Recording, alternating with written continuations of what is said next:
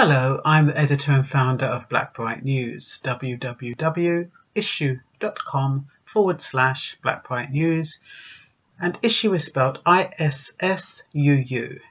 Now, today I was coming home and I was listening to the radio and they were talking about the Mount.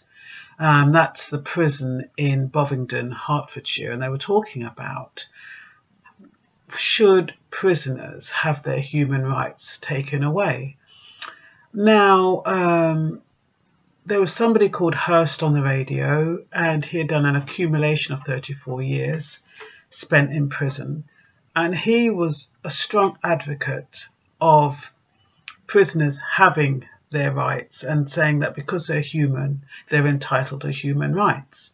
Listeners were saying the whole point of prison is to have your human rights taken away so that there's no incentive for reoffending.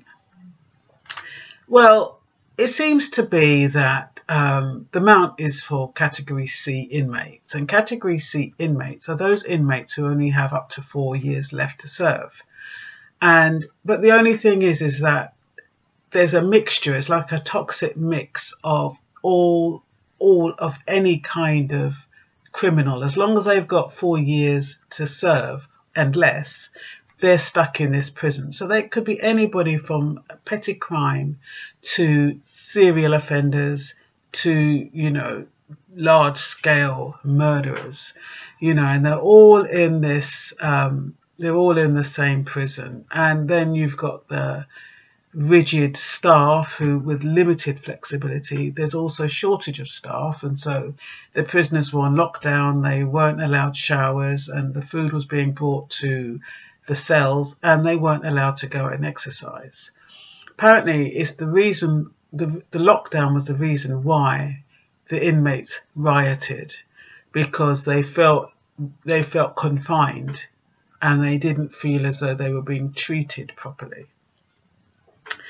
Now, it's a hard one, because I was trying to think, if I had a family member who was in prison, my main concern would be that he or she wasn't treated cruelly.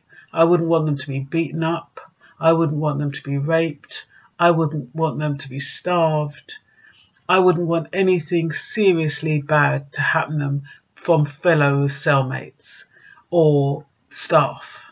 That would be my prime concern.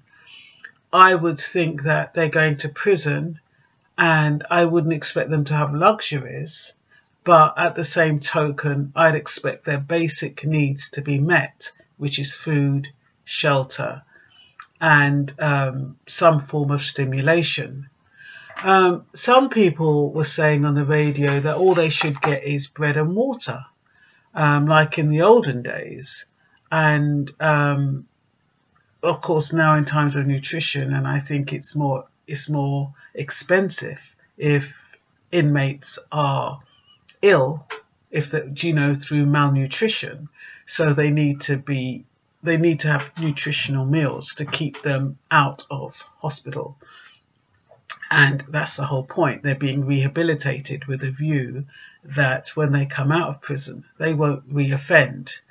Now, we have to ask ourselves, why are there so many reoffenders? Well, if you factor in flat screen TVs, libraries, gyms, places where they can go out and run around and integrate, they can cook, they learn all these new skills, which are great.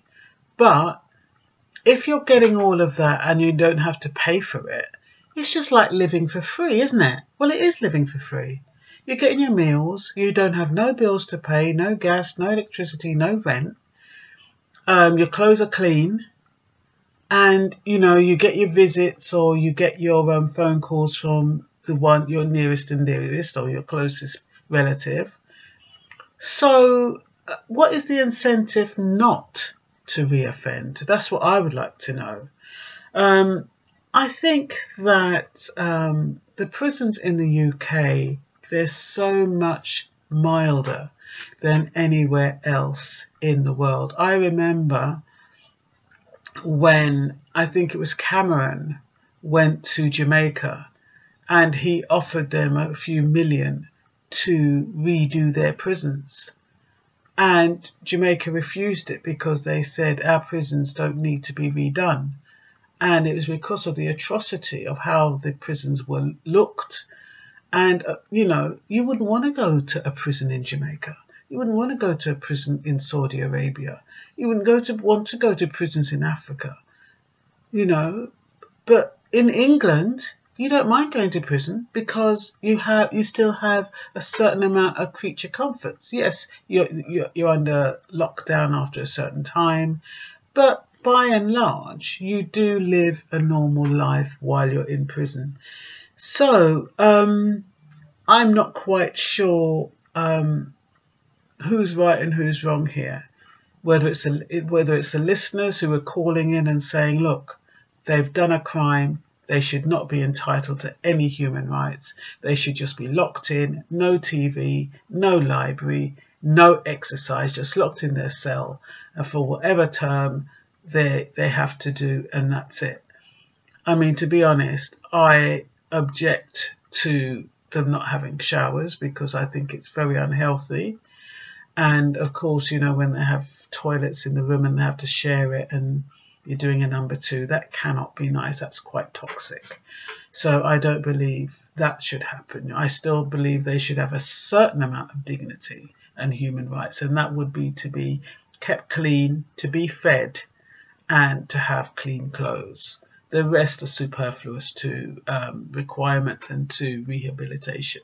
That's just my view. But, there'll be many out there who have a different point of view. So I just thought I'd put it out there. This is Black Bright News, over and out.